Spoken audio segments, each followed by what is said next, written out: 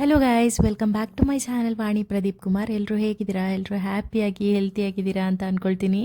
ಇನ್ನು ನಾನು ತುಂಬ ದಿವಸನೇ ಆಗೋಯ್ತು ಲಾಂಗ್ ವ್ಲಾಗ್ ಮಾಡಿ. ಇನ್ನು ಇವತ್ತು ಶೂಟ್ ಮಾಡ್ಕೊಂಡಿದ್ದೆ, ಹಾಗಾಗಿ ನಿಮ್ಮ ಜೊತೆ ಶೇರ್ ಮಾಡ್ಕೊಳ್ಳೋಣ ಅಂತ ಹೇಳ್ಬಿಟ್ಟು ಮಾಡ್ತಾಯಿದ್ದೀನಿ. ಇನ್ನು ಇವತ್ತು ಶುಕ್ರವಾರ ಆಗಿರೋದ್ರಿಂದ ಬೆಳಗ್ಗೆನೇ ಪೂಜೆ, ಮನೆ ಕ್ಲೀನಿಂಗ್ ಎಲ್ಲನೂ ಮುಗಿಸ್ಕೊಂಡು ಆದಮೇಲೆ ವ್ಲಾಗ್ನ ಸ್ಟಾರ್ಟ್ ಮಾಡಿಕೊಂಡೆ. ಮುಂಚೆನೇ ಆದರೆ ಸ್ವಲ್ಪ ಪೂಜೆ ಎಲ್ಲ ಬೇಗ ಆಗಲ್ಲ ಅಂತ ಹೇಳ್ಬಿಟ್ಟು. ಇನ್ನು ನಾನು ಲಾಸ್ಟ್ ಮಿನಿ ವ್ಲಾಗಲ್ಲಿ ಸೀರೆ ಪ್ರೀಪ್ಲೀಟಿಂಗ್ ಮಾಡಿದ್ದೆ. ಅದ್ರ ಬಗ್ಗೆ ತುಂಬ ಜನ ಕೇಳಿದ್ರಿ, ಸೀರೆ ಪ್ರೀಪ್ಲೀಟ್ ಹೇಗೆ ಮಾಡ್ತೀರಾ, ನಮಗೂ ತೋರಿಸ್ಕೊಡಿ, ಹೆಲ್ಪ್ ಆಗುತ್ತೆ ಅಂತ ಕೇಳಿದ್ರಿ. ಹಾಗಾಗಿ ಈ ವಿಡಿಯೋದಲ್ಲಿ ಸ್ಯಾರಿ ಪ್ರೀಪ್ಲೀಟಿಂಗ್ ಡೀಟೇಲ್ಡಾಗಿ ತೋರಿಸ್ತಾ ಇದ್ದೀನಿ. ಅದು ಮಿಸ್ ಮಾಡ್ದೇ ಫುಲ್ ವಿಡಿಯೋನ ನೋಡಿ ಗೊತ್ತಾಗುತ್ತೆ ನಿಮಗೆ ಯಾವ ರೀತಿಯಾಗಿ ಮಾಡ್ಕೊಂಡು ಬಿಡ್ತೀನಿ ಅಂತ ಹೇಳ್ಬಿಟ್ಟು. ನಾ ಬೆಳಗಿನ ತಿಂಡಿಗೆ ಲೆಮನ್ ರೈಸ್ ಮಾಡೋಣ ಅಂತ ಹೇಳ್ಬಿಟ್ಟು ಮಾಡ್ಕೊಳ್ತಾ ಇದ್ದೆ. ನಮ್ಮನೇಲಿ ತುಂಬ ಸಿಂಪಲ್ಲಾಗಿರಬೇಕು, ಬೆಳಗ್ಗೆ ಹೆವಿಯಾಗಿ ಏನೂ ತಿನ್ನಲ್ಲ. ಸಿಂಪಲಾಗಿ ರೈಸ್ ಐಟಮ್ಸ್ ಏನಾದರೂ ಇರಬೇಕು, ದೋಸೆ, ಪಡ್ಡು, ಇಡ್ಲಿ, ಹಾಗೆ ಉಪ್ಪಿಟ್ಟು, ಈ ಥರ ಯಾವುದನ್ನು ತಿನ್ನಲ್ಲ ನಮ್ಮನೇಲಿ. ಈ ಥರ ಟೊಮ್ಯಾಟೊ ಬಾತ್ ಅಥವಾ ಪಲಾವ್, ಲೆಮನ್ ರೈಸ್, ಈ ಥರ ಸ್ವಲ್ಪ ರೈಸ್ ಐಟಮ್ಸ್ ತಿನ್ನೋದಕ್ಕೆ ಇಷ್ಟಪಡ್ತಾರೆ ಬೆಳಗ್ಗೆ. ನಾವೆಲ್ಲ ದೋಸೆ ತಿನ್ನೋದಕ್ಕೆ ಇಷ್ಟಪಡ್ತೀವಿ, ನನ್ನ ಹಸ್ಬೆಂಡ್ ಎಲ್ಲ ತಿನ್ನಲ್ಲ. ಹಾಗಾಗಿ ಅವ್ರಿಗೇನು ಇಷ್ಟನೋ ಅದನ್ನೇ ಮಾಡಿಕೊಟ್ಬಿಡ್ತೀನಿ ಬೆಳಗ್ಗೆ. ಆಮೇಲೆ ಮಧ್ಯಾಹ್ನ ಎಲ್ಲ ನಾನು ಏನು ಮಾಡ್ತೀನೋ ಅದನ್ನೇ ಊಟ ಮಾಡ್ತಾರೆ. ಚಪಾತಿ, ಮುದ್ದೆ ಅಥವಾ ಏನಾದರೂ ರೊಟ್ಟಿ ಅದನ್ನೇ ಮಾಡ್ತೀನಲ್ವ, ಅದನ್ನೇ ಊಟ ಮಾಡ್ತಾರೆ. ಇನ್ನು ಬೆಳಗಿನ ತಿಂಡಿಗೆ ಮಾತ್ರ ಸಿಂಪಲ್ ಆಗಿರಬೇಕು ಅವ್ರಿಗೆ. ಹೆಂಗೆ ಅಂತ ಹೇಳಿದ್ರೆ, ನಾನು ಚಿಕ್ಕ ವಯಸ್ಸಿಂದನೂ ನಮ್ಮಮ್ಮ ಬೆಳಗ್ಗೆನೇ ರೊಟ್ಟಿ ಅಥವಾ ಏನಾದರೂ ಚಪಾತಿ ಏನಾದರೂ ಮಾಡಿಬಿಟ್ಟಿರೋರು. ಬೆಳಗ್ಗೆನೇ ಊಟ ಮಾಡಿಕೊಂಡು ಸ್ಕೂಲಿಗೆ ಅಥವಾ ಕಾಲೇಜಿಗೆ ಹೊರಟ್ಬಿಡ್ತಿದ್ವಿ. ಇನ್ನು ಇಲ್ಲಿಗೆ ಬಂದಮೇಲೆ, ಮದುವೆ ಆಗಿ ಬಂದಮೇಲೆ ಸ್ವಲ್ಪ ರೊಟೀನ್ ಚೇಂಜ್ ಆಯಿತು. ಬೆಳಗ್ಗೆ ಇದೇ ರೀತಿಯೇ ತಿಂಡಿ ಮಾಡಬೇಕು, ಮಧ್ಯಾಹ್ನ ಇದೇ ರೀತಿಯೇ ಅಡುಗೆ ಮಾಡಬೇಕು, ಇನ್ನು ರಾತ್ರಿ ಇದೇ ಥರನೇ ಅಡುಗೆ ಮಾಡಬೇಕು ಅಂತ ಹೇಳ್ಬಿಟ್ಟು. ಆಲ್ಮೋಸ್ಟ್ ನನ್ನ ಹಸ್ಬೆಂಡ್ ಮನೆ ಕಡೆ ಎಲ್ಲರೂ ಇದೇ ರೀತಿಯೇ ಇರೋದು. ಸೊ ಹಾಗಾಗಿ ನನಗೆ ಮದುವೆ ಆದಮೇಲೆ ಸ್ವಲ್ಪ ಅಡ್ಜಸ್ಟ್ ಆಗಿಬಿಟ್ಟಿದ್ದೀನಿ. ಇಷ್ಟೆಲ್ಲ ಅಡುಗೆ ಮಾಡ್ತಿರಲ್ಲ, ಸ್ವಲ್ಪ ಕಷ್ಟ ಆಗಲ್ವಾ ನಿಮಗೆ ಅಂತ ಕೇಳ್ತಿದ್ರಿ. ನನಗೆ ಆಲ್ರೆಡಿ ಅಭ್ಯಾಸ ಆಗಿಬಿಟ್ಟಿದೆ. ಆ್ಯಕ್ಚುಲಿ ನನಗೆ ಇವಾಗಲೇ ತುಂಬ ಕೆಲಸ ಕಡಿಮೆ ಆಗಿರೋದು. ಇಷ್ಟು ಕಡಿಮೆ ಕೆಲಸ ನನಗೆ ತುಂಬಾ ಈಸಿ ಅಂತ ಅನಿಸುತ್ತೆ, ಇಷ್ಟೆಲ್ಲ ಕೆಲಸ ಮಾಡೋದಕ್ಕೆ. ಮುಂಚೆ ನಾವು ದಾವಣಗೆರೆಯಲ್ಲಿದ್ದಾಗ ನಂಗೆ ಜಾಸ್ತಿ ಕೆಲಸ ಇರೋದು. ನನಗೇನು ಬೇಜಾರಂತ ಆಗ್ತಿರ್ಲಿಲ್ಲ, ಹ್ಯಾಪಿಯಾಗೇ ಇರ್ತಿದ್ವಿ, ಎಲ್ಲರೂ ಇರ್ತಿದ್ವಿ. ಆಲ್ಮೋಸ್ಟ್ ನನ್ನ ತಮ್ಮಂದರು, ನಾವು ಎಲ್ಲರೂ ಇರ್ತಿದ್ವಿ. ಬೆಳಗ್ಗೆ ಅಥವಾ ಸಂಜೆ ಎಲ್ಲರೂ ಮನೇಲೇ ಸೇರ್ಕೊಂಡಿರ್ತಿದ್ವಿ. ಅಡುಗೆ ಆಗಿರ್ಬೋದು, ಊಟ ಆಗಿರ್ಬೋದು, ಎಲ್ಲ ಹೀಗೇನು ಮಾಡ್ತಿದ್ದೀನಲ್ಲ ಇದಕ್ಕಿಂತ ಜಾಸ್ತಿನೇ ಮಾಡ್ತಾಯಿದ್ದೆ. ಬಟ್ ಇಲ್ಲಿಗೆ ಬಂದಮೇಲೆ ನಾವು ಫ್ಯಾಮಿಲಿ ಅಂತ ಆಗಿರೋದ್ರಿಂದ ಸ್ವಲ್ಪನೇ ಅಡುಗೆ ಮಾಡ್ಕೊಳ್ಬೇಕು. ಕೆಲವೊಂದೊಂದು ಸತಿ ನಮ್ಮಿಬ್ಬರಿಗೆ ಊಟ ಮಾಡೋದಕ್ಕೆ ಕೆಲವೊಂದೊಂದು ಸತಿ ಬೋರ್ ಆಗ್ತಾ ಇರುತ್ತೆ. ಇನ್ನು ಖುಷಿ ಇರೋದ್ರಿಂದ ನಮಗೆ ಸ್ವಲ್ಪ ಬೇಜಾರು ಕಳೆಯುತ್ತೆ ಅಷ್ಟೇನೆ. ಇನ್ನು ಖುಷಿ, ಅಮ್ಮ ನಂಗೆ ಜಾಮೂನ್ ಬೇಕು ಅಂತ ಕೇಳ್ತಾ ಇದ್ದ. ಈ ಸ್ವಲ್ಪ ಜಾಮೂನ್ ಮಾಡಿ ಇಟ್ಕೊಂಡ್ಬಿಡೋಣ ಅಂತ ಹೇಳ್ಬಿಟ್ಟು ಮಾಡ್ಕೊಳ್ತಾ ಇದ್ದೆ. ಮಕ್ಕಳಿರೋರ ಮನೇಲಿ ಗೊತ್ತೇ ಇರುತ್ತೆ, ತಿನ್ನೋದಕ್ಕೇನಾದರೂ ಒಂದು ಇರಲೇಬೇಕು. ಅವ್ರಿಗೆ ತಿನ್ನೋದಕ್ಕೇನಾದರೂ ಕೊಟ್ಟರೆ ಸುಮ್ಮನೆ ಇರ್ತಾರೆ, ಇಲ್ಲ ಅಂತ ಹೇಳಿದ್ರೆ ಹಠ ಮಾಡೋಕ್ಕೆ ಸ್ಟಾರ್ಟ್ ಮಾಡ್ಕೊಂಡು ಬಿಡ್ತಾರೆ. ನಿಮ್ಮ ಮಗು ಹಠ ಮಾಡಲ್ವಾ ಅಂತ ಕೇಳ್ತಾ ಇರ್ತೀರಾ. ಹಠ ಮಾಡ್ತಾನೆ, ಯಾವ ಮಕ್ಕಳು ಹಠ ಮಾಡಲ್ಲ ಹೇಳಿ? ಅವನು ಹಠ ಮಾಡ್ತಾನೆ, ಬಟ್ ಅಷ್ಟಾಗಿ ತುಂಬ ಬೇರೆ ಮಕ್ಕಳ ಥರ ತುಂಬ ಅಳೋದು, ಹಠ ಮಾಡೋದು ಆ ಥರ ಎಲ್ಲ ಮಾಡಲ್ಲ.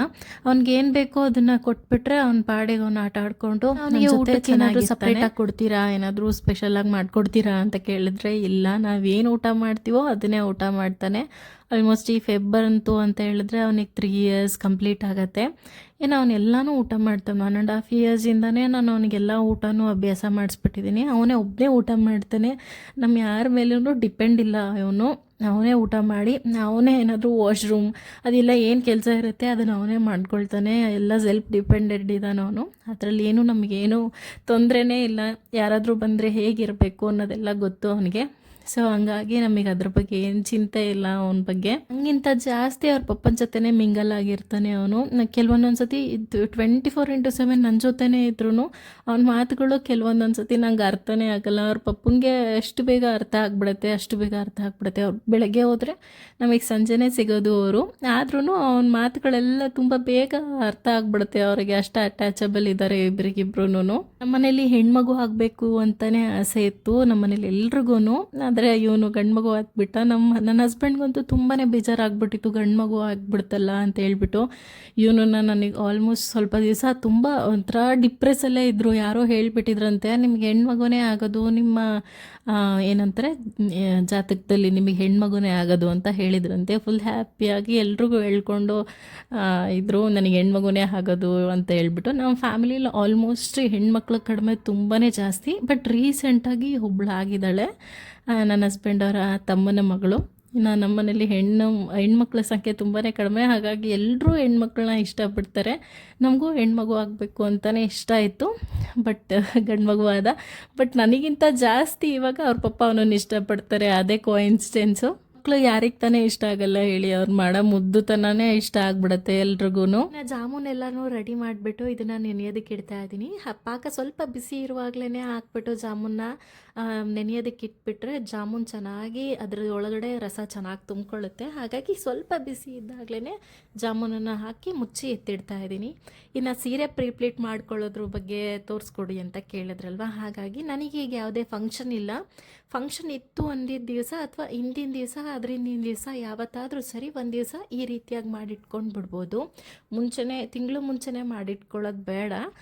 ಮುಂಚೆ ಒಂದು 2 ದಿವಸ 3 ದಿವಸ ಮುಂಚೆನೇ ಮಾಡಿಟ್ಕೊಂಡ್ಬಿಟ್ರೆ ನಮಗೆ ತುಂಬಾ ಸುಲಭ ಆಗಿಬಿಡುತ್ತೆ, ಕಂಫರ್ಟಬಲ್ಲಾಗಿ ಚೆನ್ನಾಗಿ ಕಾಣಿಸುತ್ತೆ. ಇದನ್ನು ಮಾಡ್ಕೊಳ್ಳೋದಕ್ಕೆ ನಾನಿಲ್ಲಿ ಸ್ವಲ್ಪ ಐರನ್ ಬಾಕ್ಸ್ನ ತೊಗೊಂಡಿದ್ದೀನಿ. ಸ್ವಲ್ಪ ಸಿಲ್ಕಿಗೆ ಇಟ್ಕೋಬೇಕು, ಇಲ್ಲ ಅದಕ್ಕಿಂತ ಕಡಿಮೆನಾದರೂ ಇಟ್ಕೊಳ್ಳಿ. ಫ್ಲೇಮ್ ನೋಡಿಕೊಂಡು ಇಟ್ಕೋಬೇಕು. ಇಲ್ಲ ಅಂತ ಹೇಳಿದ್ರೆ ಸಿಲ್ಕ್ ಸ್ಯಾರಿ ಸುಟ್ಟೋಗುವಂಥ ಸಾಧ್ಯತೆ ಜಾಸ್ತಿ ಇರುತ್ತೆ. ಇನ್ನು ಮೇಲ್ಗಡೆ ಸೆರಗು ಪಾರ್ಟ್ ಏನಿರುತ್ತಲ್ವ, ಆ ಪಾರ್ಟು ನನಗೆ ಎಷ್ಟು ಬೇಕೋ ಅಷ್ಟನ್ನು ನೋಡ್ಕೋಬೇಕು. ಎಷ್ಟು ಬೇಕೋ ಅಷ್ಟು ಲೆಂತ್ ವಿಡ್ತ್ ನೋಡಿಕೊಂಡು ಒಂದು ತೊಗೋಬೇಕು. ನಾನೊಂದು 4 ಇಂಚಷ್ಟು ಮಾಡ್ಕೊಳ್ತೀನಿ. ಮೇಲ್ಗಡೆ ಸೆರಗು ಬರುತ್ತಲ್ವ, ಅದಕ್ಕೆ ಒಂದು 4 ಇಂಚಷ್ಟು ತೊಗೊಂಡು ಇವಾಗ ಒಂದು ಟ್ರ್ಯಾಕ್ ಮಾಡ್ಕೊಳ್ಬೇಕು. ಚೆನ್ನಾಗಿ ನನಗೆ ಎಷ್ಟು ಬೇಕೋ ಅಷ್ಟನ್ನು ನೋಡಿಕೊಂಡು ಒಂದು 4 ಇಂಚಷ್ಟು ತೊಗೊಂಡಿದ್ದೀನಿ ನಾನು. ಅದನ್ನು ಐರನ್ ಮಾಡ್ಕೊಳ್ಬೇಕು. ಈ ರೀತಿಯಾಗಿ ಮಡಚ್ಕೊಂಡು ಕೇವಲ ಮೊದಲು ಅದನ್ನು ಮಾತ್ರನೇ ಐರನ್ ಮಾಡಿಕೊಂಡು ತೆಗೆದಿಟ್ಕೋಬೇಕು. ಇವಾಗ ನಮಗೆ ಒಂದು ಟ್ರ್ಯಾಕಿಂಗ್ ಲೈನ್ ಕಾಣಿಸುತ್ತೆ. ಈ ಲೈನ್ನ ಟ್ರ್ಯಾಕ್ ಮಾಡಿಕೊಂಡು ನಾವು ಪ್ಲೀಟ್ಸ್ನ ಮಾಡ್ಕೊಳ್ಬೇಕು. ಇದೇ ರೀತಿಯಾಗಿ ನಾನು ಸೆರಗಿನ ಕೊನೆ ಇರುತ್ತಲ್ವ, ಅದನ್ನು ತಗೊಂಡು ಈ ರೀತಿಯಾಗಿ ಮಡಚ್ಕೊಳ್ತಾ ಇದ್ದೀನಿ. ಈಗ ನಾವು ಬಾರ್ಡರ್ನ ಮಾಡಿಟ್ಕೊಂಡಿದ್ವಲ್ಲ, ಅದ್ರ ಲೈನಿಗೆ ಎಂಡ್ ಲೈನಿಗೆ ನಾನು ಈ ರೀತಿಯಾಗಿ ಮಡಚ್ಕೋಬೇಕು. ಈ ರೀತಿಯಾಗಿ ಮಡಚ್ಕೊಂಡಾದಮೇಲೆ ಇನ್ನು ಕೆಳಗಡೆ ಪಾರ್ಟ್ ಇರುತ್ತಲ್ವ, ಇದನ್ನು ಒಂದು ಸಲ ಐರನ್ ಮಾಡ್ಕೊಳ್ಬೇಕು. ಈ ರೀತಿಯಾಗಿ ಮಾಡ್ಕೊಳ್ಳೋದಕ್ಕೆ ಕಾರಣ ಏನಪ್ಪ ಅಂತ ಹೇಳಿದ್ರೆ, ಸುಮಾರು ಜನ ಹೆಣ್ಮಕ್ಳಿಗೆ ಈ ಸ್ಯಾರಿ ಸೆರಗನ್ನ ಮಾಡ್ಕೊಳ್ಳೋದೇ ತುಂಬ ಕಷ್ಟ ಆಗಿಬಿಡುತ್ತೆ. ಈ ಸೆರಗು ಕರೆಕ್ಟಾಗಿಲ್ಲ ಅಂತ ಹೇಳಿದ್ರೆ ಒಂಥರ ಅನ್ಕಂಫರ್ಟಬಲ್ ಫೀಲ್ ಆಗ್ತಾ ಇರುತ್ತೆ. ಬಟ್ ಈ ರೀತಿಯಾಗಿ ಮಾಡಿಟ್ಕೊಂಡ್ಬಿಟ್ರೆ ಕಂಫರ್ಟಬಲ್ಲಾಗಿ ಮೈ ಮೇಲೆ ಚೆನ್ನಾಗಿ ಕೂರುತ್ತೆ. ಈಗ ಮತ್ತೆ ಅರ್ಧದಷ್ಟು ಪಾರ್ಟ್ನ ಹಾಕ್ಕೊಂಡು ಮತ್ತೆ ಐರನ್ ಮಾಡ್ಕೊಳ್ತಾ ಇದ್ದೀನಿ. ಇದೇ ರೀತಿಯಾಗಿ ಮತ್ತೊಂದು ಸಲ ಈ ರೀತಿಯಾಗಿ ಹಾಕ್ಕೊಂಡು ಕೆಳಗಡೆ ಮತ್ತೆ ಒಂದು ಸಲ ಐರನ್ ಮಾಡ್ಕೊಳ್ಬೇಕು. ಇಷ್ಟು ಮಾಡಿಕೊಂಡ್ರೆ ಸಾಕಾಗತ್ತೆ. ಇನ್ನು ಈಗ ನಮಗೆ ಟ್ರ್ಯಾಕಿಂಗ್ ಲೈನ್ಸ್ ಕಾಣಿಸುತ್ತೆ ಇದ್ರ ಮೇಲೆ. ಈಗ ಈ ಕಾಣಿಸೋದ್ರಿಂದ ನಮಗೆ ಸ್ಯಾರಿ ಪ್ಲೀಟ್ಸ್ನ ಮಾಡ್ಕೊಳ್ಳೋದಕ್ಕೆ ತುಂಬ ಸುಲಭ ಆಗುತ್ತೆ. ನೋಡ್ಬೋದು ನೀವು ನಾನು ಯಾವ ರೀತಿಯಾಗಿ ಮಾಡ್ತೀನಿ ಅಂತ ಹೇಳ್ಬಿಟ್ಟು ಕರೆಕ್ಟಾಗಿ ಒಂದು ಸಲ ನೋಡ್ಕೊಳ್ಳಿ.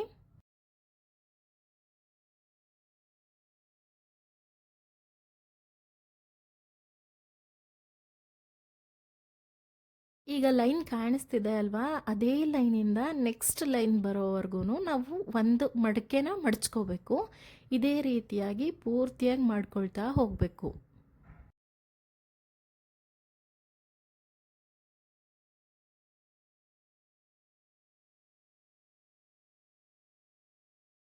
ಈಗ ಕೊನೆಗೆ ಬಂದಿತ್ತಲ್ವ, ನಾವು ಫಸ್ಟ್ ಪ್ಲೀಟ್ ಮಾಡ್ಕೊಂಡಿದ್ದು ಅದು ಈ ರೀತಿಯಾಗಿ ಕರೆಕ್ಟಾಗಿ ಪರ್ಫೆಕ್ಟಾಗಿ ಕುತ್ಕೊಳ್ಳುತ್ತೆ. ಎಷ್ಟು ಸುಲಭವಾಗಿ ಬಂತು ನೋಡಿದ್ರಾ? ಈ ರೀತಿಯಾಗಿ ಮಾಡಿದ್ರೆ ತುಂಬಾ ಸುಲಭವಾಗಿ ಬೇಗನೆ ಫಾಸ್ಟಾಗಿ ಈ ಸೆರಗಿನ ಪ್ಲೀಟ್ಸ್ನ ಮಾಡ್ಕೊಂಡು ಬಿಡ್ಬೋದು. ಇದು ಒಂದು ಟ್ರಿಕ್. ಇಲ್ಲ ಅಂತ ಹೇಳಿದ್ರೆ ಇನ್ನೊಂದು ಥರನೂ ಮಾಡ್ಕೊಳ್ಬೋದು. ಅದನ್ನು ತೋರಿಸ್ತಾ ಹೋಗ್ತೀನಿ ಯಾವ ರೀತಿಯಾಗಿ ಅಂತ ಹೇಳ್ಬಿಟ್ಟು. ಇಷ್ಟನ್ನ ಮಾಡ್ಕೊಂಡ್ಮೇಲೆ ಒಂದು ಸೇಫ್ಟಿ ಪಿನ್ ಇರುತ್ತಲ್ಲ, ಅದರಿಂದ ಇದನ್ನು ಸೆಕ್ಯೂರಾಗಿ ಒಂದು ಪಿನ್ ಹಾಕ್ಬಿಡ್ಬೇಕು. ಕೆಳಗಡೆ ಚೆನ್ನಾಗಿ ಜೋಡಿಸ್ಕೋಬೇಕು. ನನಗೆ ಆವಾಗಲೇ ಹೇಳ್ದಂಗೆ ನನಗೆ 9 ಪ್ಲೀಟ್ ಸಿಕ್ಕಿದೆ. 9 ಪ್ಲೀಟ್ ಸಿಕ್ಕಿದೆ. ನಿಮಗೆ ಸೆರಗು ಸ್ವಲ್ಪ ಜಾಸ್ತಿ ಬೇಕು ಅಂತ ಹೇಳಿದ್ರೆ ಕಡಿಮೆನೂ ಸಿಕ್ಕುತ್ತೆ. ಆ ರೀತಿಯಾಗೂ ಮಾಡ್ಕೊಳ್ಬೋದು. ನಾನು ಆ್ಯಕ್ಚುಲಿ ಇಷ್ಟು ಮಾಡ್ಕೊಳ್ತೀನಲ್ವ, ಹಾಗಾಗಿ ನನಗೆ 9 ಪ್ಲೀಟ್ ಸಿಕ್ಕತ್ತೆ.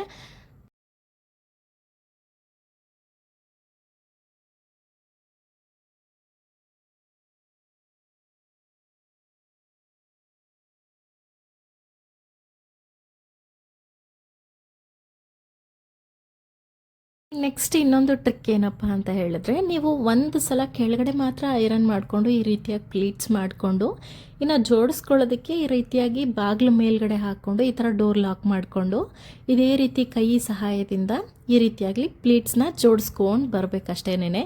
ಈ ರೀತಿಯಾಗಿ ಮಾಡಿದ್ರೂ ಪ್ಲೀಟ್ಸ್ ಕರೆಕ್ಟ್ ಒಂದು ವೇಯಲ್ಲಿ ಕೂರುತ್ತೆ. ನೋಡ್ತಿರ್ಬೋದು ಎಷ್ಟು ಸಿಂಪಲಾಗಿ ಬಂತಲ್ವ. ಇದೇ ರೀತಿಯಾಗಿ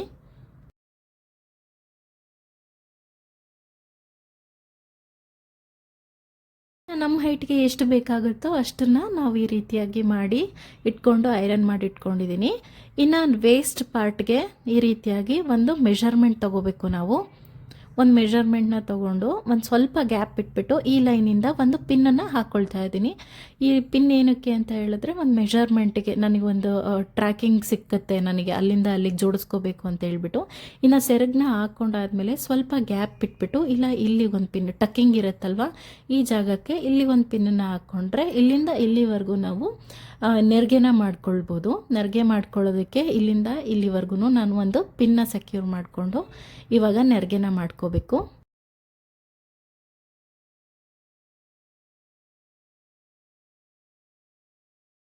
ಸ್ಟಾರ್ಟಿಂಗ್ ಪಿನ್ ಏನಿರುತ್ತಲ್ವ ಆ ಪಿನ್ನಿಂದ ಹಿಡಿದು ಎಂಡಿಂಗ್ ಪಿನ್ವರೆಗೂ ನಮಗೆ ಎಷ್ಟು ಪ್ಲೀಟ್ಸ್ ಬೇಕೋ ಅಷ್ಟನ್ನು ನಾವು ನೆರಿಗೆನ ಮಾಡ್ಕೊಳ್ಬೋದು. ಇನ್ನು ಯಾರಾದರೂ ಒಬ್ಬರು ಸಹಾಯ ಬೇಕಾದರೂ ತಗೊಳ್ಳಿ, ಸಹಾಯ ತಗೊಂಡ್ರೆ ಇನ್ನೂ ಬೇಗ ಆಗೋಗ್ಬಿಡುತ್ತೆ. ಮೊದಲನೇ ನೆರಿಗೆ ಏನು ಮಾಡ್ತೀವಲ್ವ ಅದು ಸ್ವಲ್ಪ ಜಾಸ್ತಿ ಮಾಡ್ಕೊಳ್ಬೇಕು. ಇನ್ನು ಅದಾದಮೇಲೆ ನಿಮ್ಮ ಪಾಮ್ ಸೈಜ್ ಎಷ್ಟಿರುತ್ತೋ ಅಷ್ಟಷ್ಟು ಚಿಕ್ಕದಾಗಿ ಅದಕ್ಕಿಂತ ಚಿಕ್ಕದಾಗೂ ಬೇಕಾದರೆ ಮಾಡ್ಕೊಳ್ಬೋದು. ಬಟ್ ಮೊದಲನೇ ನೆರಿಗೆ ಏನಿರುತ್ತಲ್ವ ಅದನ್ನು ಸ್ವಲ್ಪ ದೊಡ್ಡದಾಗಿ ಮಾಡ್ಕೊಳ್ಬೇಕು. ಹೀಗೆ ಮಾಡ್ಕೊಳ್ಳೋದ್ರಿಂದ ನೆರಿಗೆ ಹರಡೋದಿಲ್ಲ, ಚೆನ್ನಾಗಿ ಪರ್ಫೆಕ್ಟಾಗಿ ಕೂರುತ್ತೆ. ಇನ್ನು ಅದಾದಮೇಲೆ ಮೇಲ್ಗಡೆ ಪ್ಲೀಟ್ಸ್ ಬರುತ್ತಲ್ವ, ನಾನು ಅದನ್ನು ಈ ರೀತಿಯಾಗಿ ಬಿಡಿಬಿಡಿಯಾಗಿ ಜೋಡಿಸ್ಕೊಂಡು ಪಿನ್ ಮಾಡ್ಕೊಳ್ತಾ ಇದ್ದೀನಿ. ಹೀಗೆ ಮಾಡ್ಕೊಳ್ಳೋದ್ರಿಂದ ನೆರಿಗೆ ಬಿಡಿಬಿಡಿಯಾಗಿ ಚೆನ್ನಾಗಿ ಕಾಣಿಸುತ್ತೆ. ಈ ರೀತಿಯಾಗಿ ಮಾಡಿಕೊಂಡು ಇನ್ನು ಸ್ಟಾರ್ಟಿಂಗ್ ಪಾಯಿಂಟಿಂದ ಎಂಡಿಂಗ್ ಪಾಯಿಂಟ್ವರೆಗೂ ಚೆನ್ನಾಗಿ ಅದೇ ಪಿನ್ನನ್ನು ಮೆಷರ್ಮೆಂಟ್ನ ತೊಗೊಂಡು ಕರೆಕ್ಟಾಗಿ ಒಂದು ಪಿನ್ನ ಮಾಡಿಕೊಂಡು ಇನ್ನು ಪೂರ್ತಿಯಾಗಿ ಅದೇ ರೀತಿಯಾಗಿ ಜೋಡಿಸ್ಕೋಬೇಕು. ನಾನು ಮೊದಲನೇ ಹೇಳ್ದಾಗೆ ಮೊದಲನೇ ಪ್ಲೀಟ್ನ ನಾನು ಜಾಸ್ತಿ ತೊಗೊಂಡಿದ್ದೀನಿ. ಇನ್ನು ನೆಕ್ಸ್ಟ್ ಇದೇ ರೀತಿಯಾಗಿ ಮೇಲಿಂದ ಕೆಳಗಿನವರೆಗೂ ನಾವು ಪಿನ್ ಮಾಡಿಕೊಂಡು ರೆಡಿ ಮಾಡ್ಕೋಬೇಕು.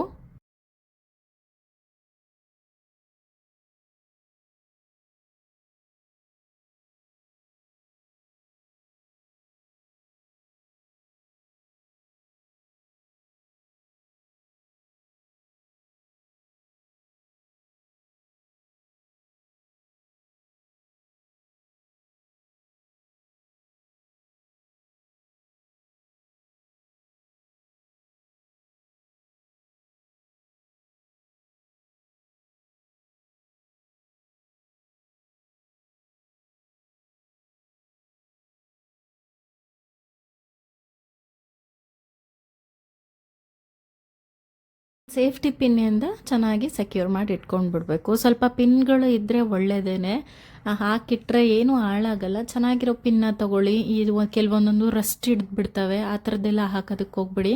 ಆ ಥರ ಹಾಕಿದ್ರೆ ಸೀರೆ ನೂಲು ಏನಿರುತ್ತಲ್ಲ ಅದು ಹಾಳಾಗೋ ಚಾನ್ಸಸ್ ಜಾಸ್ತಿ ಇರುತ್ತೆ. ಒಳ್ಳೆ ಪಿನ್ಗಳನ್ನ ತೊಗೊಂಡ್ರೆ ಒಳ್ಳೆಯದು.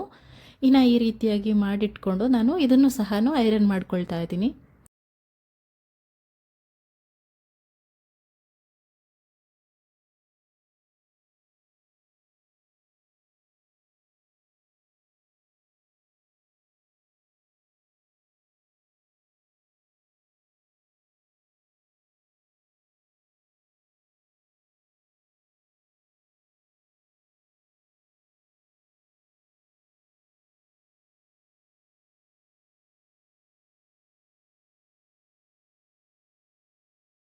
ನೆಕ್ಸ್ಟ್ ಬಂದು ಚೆಸ್ಟ್ ಪಾರ್ಟ್. ಈ ಮೇಲ್ಗಡೆ ಚೆಸ್ಟ್ ಪಾರ್ಟ್ ಏನಿರುತ್ತಲ್ವ ಅದಕ್ಕೆ ಪ್ಲೀಟ್ಸು ಅಲ್ಲೂ ಸರಿಯಾಗಿ ಕೂರಬೇಕು ಅಂತ ಹೇಳ್ಬಿಟ್ಟು ಅಲ್ಲೂ ಕರೆಕ್ಟಾಗಿ ಐರನ್ ಮಾಡ್ಕೋಬೇಕು. ಈ ಕೆಳಗಡೆ ಪಾರ್ಟ್ ಏನು ಬರುತ್ತಲ್ಲ ಸೆರಗಿಂದು ಅದನ್ನು ಸ್ಟ್ರೈಟಾಗೆ ಬಿಟ್ಬಿಟ್ಟು ಈ ಮೇಲ್ಗಡೆ ಏನು ಬರುತ್ತಲ್ವ ಅದನ್ನು ನೀಟಾಗಿ ಸ್ವಲ್ಪ ಕ್ರಾಸ್ ಸೆಕ್ಷನಲ್ಲಿ ಈ ರೀತಿಯಾಗಿ ಇಟ್ಕೊಂಡು ನಾನು ಯಾವ ರೀತಿಯಾಗಿ ತೋರಿಸ್ತಿದ್ದೀನಲ್ವ ಈ ರೀತಿಯಾಗಿ ಐರನ್ ಮಾಡ್ಕೋಬೇಕು.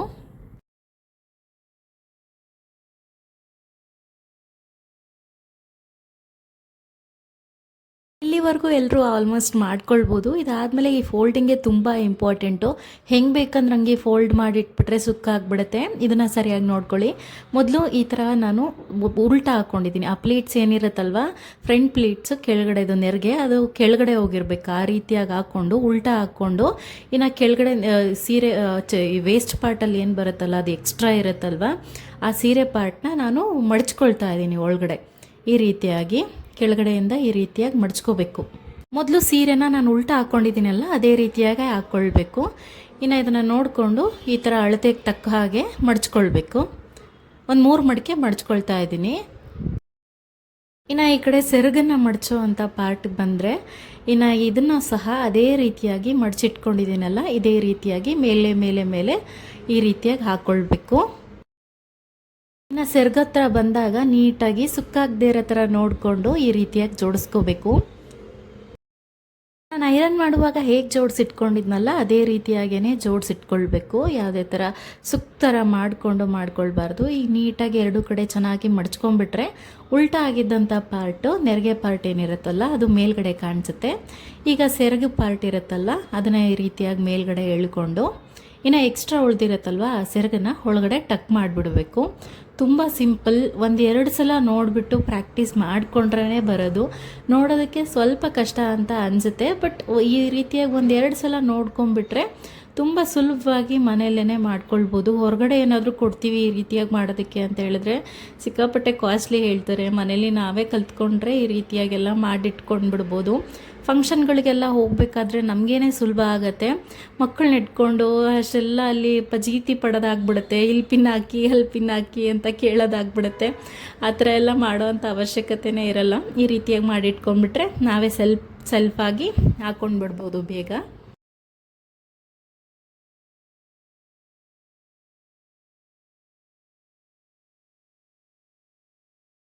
ಇನ್ನು ಮಧ್ಯಾಹ್ನ ಅಡುಗೆಗೆ ರೆಡಿ ಮಾಡ್ಕೊಂಡು ಬಿಡೋಣ ಅಂತ ಹೇಳ್ಬಿಟ್ಟು ಎಲ್ಲ ತರಕಾರಿನ ಕಟ್ ಮಾಡಿಕೊಂಡು ರೆಡಿ ಮಾಡ್ಕೊಳ್ತಾ ಇದ್ದೆ.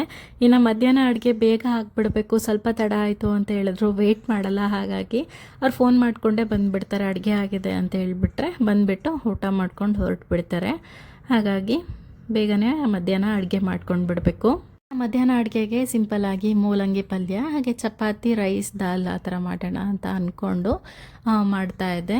ಮುಂಚೆನೇ ಪ್ಲ್ಯಾನ್ ಮಾಡಿ ಇಟ್ಕೊಂಡು ಬಿಡಬೇಕು, ಇವಾಗ ಏನು ಅಡುಗೆ ಮಾಡಬೇಕು ಅಂತ ಹೇಳ್ಬಿಟ್ಟು. ಟೈಮ್ ಹತ್ರ ಬಂದಾಗ ಏನು ಅಡುಗೆ ಮಾಡಬೇಕು, ಮನೆ ತುಂಬ ತರಕಾರಿ ಗ್ರಾಸರೀಸ್ ಇದ್ರೂ ಒಂದು ಸಲ ಹೊಳಿಯೋದಿಲ್ಲ ಏನು ಅಡುಗೆ ಮಾಡಬೇಕಪ್ಪ ಅಂತ ಹೇಳ್ಬಿಟ್ಟು.